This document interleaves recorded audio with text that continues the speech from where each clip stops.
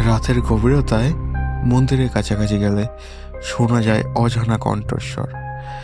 ঠিক কি ঘটেছিল তাদের সঙ্গে জানতে হলে পুরো ভিডিওটা দেখুন। আপনাদের সবাইকে স্বাগতম আমাদের ইউটিউব চ্যানেলে। এখানে আমরা অজানা, অদ্ভুত এবং রহস্যময় ঘটনাগুলি জানব।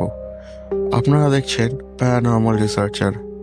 আমি অরূপ, আর আমি আপনাদের নিয়ে যেতে চলেছি এক চমকপ্রদ যাত্রায়। প্রতি সোমবার আর বৃহস্পতিবার এই পরিবারে আমরা নতুন কিছু আনতে চলেছি। এখনও যারা চ্যানেলটি সাবস্ক্রাইব করেননি, এখনই সাবস্ক্রাইব করে পাশে থাকা বেল আইকনটি টিপে আমাদের সঙ্গে জুড়ে থাকুন। আজ আপনাদের সঙ্গে শেয়ার করতে চলেছি অর্ণবের সঙ্গে ঘটে যাওয়া এক সত্য ভৌতিক ঘটনা।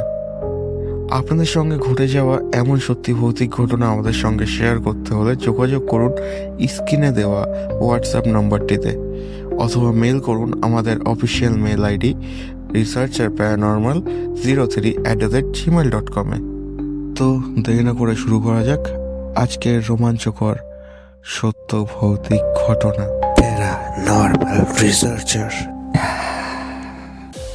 ঝাড়খণ্ডের এক প্রত্যন্ত গ্রামে এক প্রাচীন মন্দির অবস্থিত, যা স্থানীয় লোকেরা ভৌতিক দেওয়াল নামে চিহ্নিত করে। এই মন্দিরটি ঘন জঙ্গলের মাঝে এক নির্জন স্থানে অবস্থিত এবং বহু বছর ধরে পরিত্যক্ত। লোকসূত্রে জানা যায় মন্দিরটি একসময় শক্তিশালী তন্ত্রসাধকদের দ্বারা ব্যবহার করা হতো। একদিন তাদের তন্ত্র সাধনায় বিঘ্ন হলে এক ভয়ঙ্কর অভিশাপ মন্দিরের ওপর নেমে আসে। তখন থেকেই এটি অভিশপ্ত বলেই পরিচিত। অর্ণব এবং তার 3 বন্ধু শুভম, প্রিয়া এবং নেহা শহুরে জীবন থেকে একটু দূরে অ্যাডভেঞ্চারের জন্য ঝাড়খণ্ডের এই গ্রামে এসেছিল। তারা শুনেছিল মন্দিরের গল্প এবং ঠিক করলো গ্রামবাসীদের নিষেধ অমান্য করেই তারা রাতের বেলা মন্দিরে যাবে। অর্ণব এবং তার 3 বন্ধু শুভম, প্রিয়া এবং নেহা শহুরে জীবন থেকে একটু দূরে অ্যাডভেঞ্চারের জন্য ঝাড়খণ্ডের এই গ্রামে এসেছিল। তারা শুনেছিল মন্দিরের গল্প এবং ঠিক করলো গ্রামবাসীদের নিষেধ অমান্য করেই তারা রাতের বেলা মন্দিরে যাবে। স্থানীয় গ্রামবাসীরা তাদের সতর্ক করেছিল। একজন বৃদ্ধা বলেছিলেন সেখানে যারা গিয়েছে তারা আর কখনোই ফিরে আসেনি। বৃদ্ধা আরও জানান, মন্দিরের ঘণ্টার ধ্বনি শুনে ভয় পেও না, কিন্তু যদি ভেতর থেকে কেউ ডাক দেয় তাহলে দৌড়ে পালাবে। এই কথাগুলো জানা সত্ত্বেও অর্ণবের দল খুব উৎসাহী ছিল। গভীর রাতে তারা মন্দিরে পৌঁছায়। জঙ্গল ঘন আর চাঁদের আলোয় পথ সামান্য আলোকিত ছিল। মন্দিরটি দূর থেকে দেখতেই গা ছমছম করে উঠল। কালো পাথরের তৈরি মন্দিরটি ধ্বংস অবশেষের মতো দেখাচ্ছে, কিন্তু মন্দিরের এক গম্বুজের উপর যেন একটি অদ্ভুত উজ্জ্বল আলো জ্বলজ্বল করছিল। মন্দিরের ভেতরে ঢোকার পর তারা অনুভব করলো চারপাশের তাপমাত্রা হঠাৎ করেই অনেকটা কমে গেছে। তাদের মধ্যে প্রিয়া প্রথম বলল, কেমন অদ্ভুত ঠান্ডা লাগছে, এটা কি স্বাভাবিক? মন্দিরের দেওয়ালগুলোতে খোদাই করা কিছু ছবি ছিল। ছবিগুলো কোনো দেবদেবীর চিত্র নয়, বরং ভয়ঙ্কর দানব এবং তান্ত্রিক ক্রিয়ার চিত্র। মধ্যরাতের কাছাকাছি তারা মন্দিরের মূল কক্ষে এগোলো।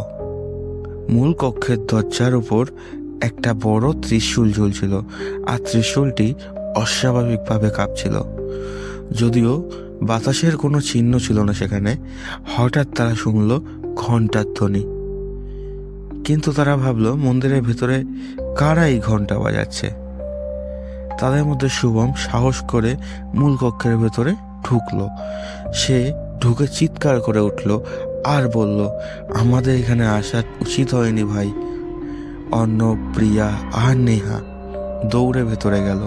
তারা দেখল মন্দিরের কেন্দ্রে একটি পুরনো শিবলিঙ্গ আছে, কিন্তু সেটির চারপাশে কালো ছায়ার মতো কিছু ঘুরপাক খাচ্ছে।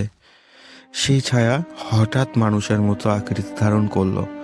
ছায়ামূর্তি একটি গুরু গম্ভীর কণ্ঠে বলল, তোমরা এখানে কেন এসেছো? তোমরা জানো না যারা এই মন্দিরে আসে তাদের আত্মা এখানেই থেকে যায়? ভয়াবহ অভিজ্ঞতার চারপাশে বাতাস হঠাৎ ভারী হয়ে গেল। তাদের মনে হলো মন্দিরের দেওয়ালগুলো ধীরে ধীরে তাদের দিকে এগিয়ে আসছে। নেহা জানালো, আমার শরীরটা একেবারে ভারী হয়ে গেছে, যেন কেউ তাকে ধরে রেখেছে। এই মতো অবস্থায় তারা দৌড়ে পালানোর চেষ্টা করলো, কিন্তু মন্দিরের দরজা হঠাৎই বন্ধ হয়ে গেল। সেই ছায়ামূর্তি হেসে উঠল এবং বলল, তোমাদের রক্ত চাই, তবেই মুক্তি পাবে তোমরা। এই ভয়ঙ্কর পরিস্থিতিতে শুভম সাহস করে একটি পাথর তুলে ছুঁড়ে মারল শিবলিঙ্গের দিকে। সেই মুহূর্তে এক বিকট শব্দ হলো আর মন্দিরের দরজা খুলে গেল। তারা কোনো রকম পালিয়ে বাইরে এলো। মন্দির থেকে বেরিয়ে গ্রামে ফিরে এসে তারা গ্রামবাসীদের সব কিছু জানালো। বৃদ্ধা গ্রামবাসী বললেন, তোমরা ভাগ্যবান যে ফিরে এসেছো। এই মন্দিরের অভিশাপ কাউকে সহজে মুক্তি দেয় না।